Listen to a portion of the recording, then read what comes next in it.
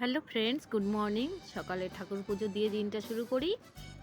এই যে তোমরাও আরতি নিয়ে নাও। ঠাকুর পুজো হয়ে গেছে।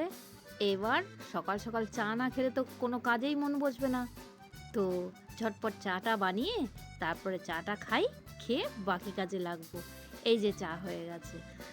আমরা না খুব অল্প চা খাই, হাফ কাপ মতো চা খাই। তারপরে এই যে বাইরে চলে এসেছি, এই দেখো আমাদের পেঁপে গাছের পেঁপে।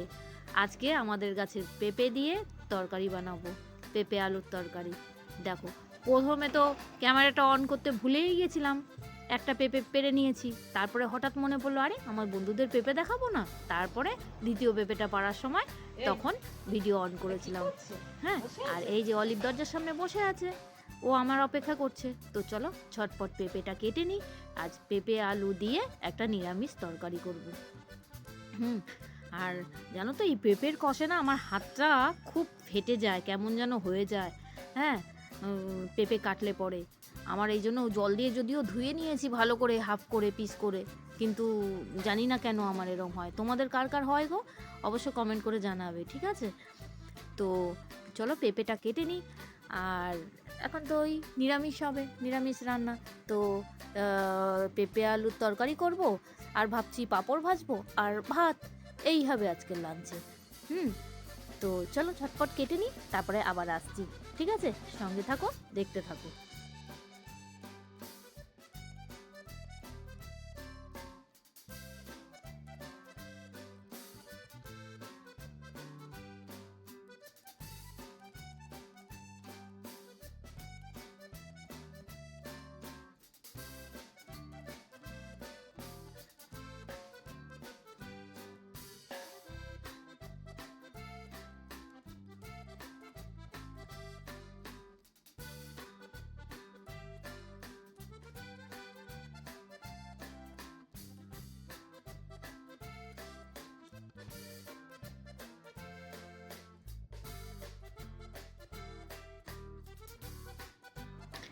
এবারে আলুটা কেটে নিই। আলুটা কেটে ভালো করে পেঁপে আলুটাকে ধুয়ে নেব। ধুয়ে এদিকে কড়াই বসিয়ে দিয়েছি। কড়াই তেল গরম হয়ে গেছে, দিলাম তেলের মধ্যে জিরে, জিরে সম্বার দিয়েছি। তো এবার পেঁপে আলুগুলোকে আস্তে আস্তে ছেড়ে দেবো। তারপর এর মধ্যে একটু লবণ দেবো। লবণ দিয়ে কিছুক্ষণ একটু এটাকে ভালো করে ভাজা ভাজা মতো করে নেব। হ্যাঁ, তারপর পরে মশলা দেব।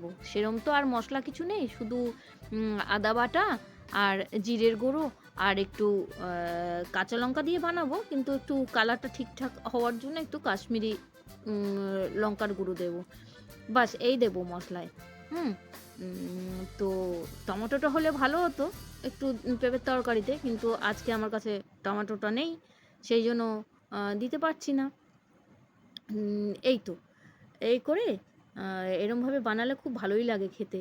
এই যে লবণটা দিয়ে দিলাম, এবার এটাকে একটু ভাজা ভাজা মতো করে নেব। একটু ঢাকা দিয়ে দিয়ে চাপা দিয়ে দিয়ে একটু ভাজা ভাজা হয়ে যাবে, সেদ্ধ সেদ্ধ হয়ে যাবে। তারপর এর মধ্যে এক এক করে মশলা দিয়ে দেবো। আর এদিকে দেখো, এদিকে আমি ভাতও বসিয়ে দিয়েছি। না তো দেরি হয়ে যাবে যে খাবারের, দুদিকে দুটো হয়ে যাবে, তাড়াতাড়ি হয়ে যাবে। তারপরে আবার অলিভের সঙ্গে খেলা আছে, অলিভকে খাওয়ানো আছে। এই যে কাঁচা লঙ্কা দিয়ে, কটা কাঁচা লঙ্কা চিড়ে দিয়ে দিয়েছি। তারপর এর মধ্যে এই হলুদ গুঁড়ো, জিরে গুঁড়ো, আদা বাটা আর একটু কাশ্মীরি মির্চ পাউডার দিয়েছি, যাতে কালারটা একটু ভালো লাগে। তো এবার এইটা দিয়ে ভালো করে কষিয়ে এদিকে নেবো। দেখো আর অলিভ কি করছে। অলিভ রাস্তার দিকে চেয়ে বসে আছে, কখন ওর ড্যাডি আসবে। হুম ও এইখানেই বসে বসে সবাইকে দেখতে থাকে, সোজা গেটটা দেখতে পায়, কে যাচ্ছে কে আসছে। হ্যাঁ, সে এখানে বসে বসে, আমি যতক্ষণ রান্না করি একটু করে কোলে নিই, রান্না করি। আবার ওকে যখন কোল থেকে নামাই তখন ও এসে এখানটায় বসে। এই তো এরম করে সময় কাটে। তারপরে দেখো অবস্থা, দেখো অলিভ বাবুর অবস্থা, অলিভ বাবুর অবস্থা দেখো। হুম রান্নাটা করে তারপরে খেলবো আমরা, ঠিক আছে? ঠিক আছে বাবা। ও বাবা, বাবা গো, তুমি বোর হচ্ছ? তুমি বোর হচ্ছ না তো? একটু তাকাও প্লিজ, একটু মুখটা দেখাও, একটু দেখি, মুখটা দেখি। হ্যাঁ, একটু দেখি না। খুব রাগ হয়েছে? তারপর আমি রান্না করে খেলবো। হ্যাঁ, দেখো আবার যাই রান্না করে দেখে আসি, তরকারিটা বসিয়ে এসেছিলাম তো, এই যে মশলাটা কষে গেছে। এবার এর মধ্যে জল দিয়ে দিলাম, হালকা ভাত দিয়ে খাওয়া হবে তো হালকা একটু ঝোল ঝোল রাখতে হবে। আর পেঁপে আলুটা আর একটু সেদ্ধ হতে হবে।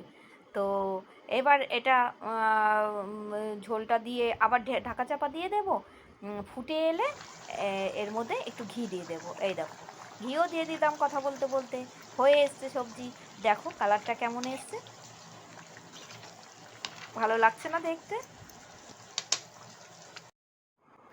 এইবার পেঁপে আলুর ফাইনাল লুক দেখে নাও। এই যে দেখিয়ে দিলাম, কেমন লাগছে অবশ্যই কমেন্ট করে জানাবে। তারপর এখন এখন হয়ে গেছে লাঞ্চ টাইম, লাঞ্চ বেড়ে নেব। হুম, সবাইকে খেতে দিতে হবে। তো এই যে শুরু করে দিয়েছি লাঞ্চ পাড়া, ভাত বেড়ে নিয়েছি, তারপর দিচ্ছি পেঁপে আলুর তরকারি, আর সাথে দেব পাঁপড়। বাস, এই তো ছিল, তোমাদের তো আগেই বলেছিলাম এই হলো আজকের লাঞ্চ মেনু। তো ঝটপট লাঞ্চটা আমরা সেরে নিই, তারপরে আবার আসছি।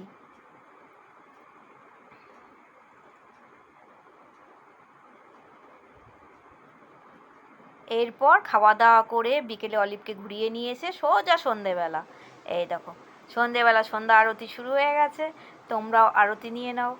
হুম, আর আজকের ব্লগটা এখানেই শেষ করছি। তোমরা খুব খুব ভালো থেকো, টাটা।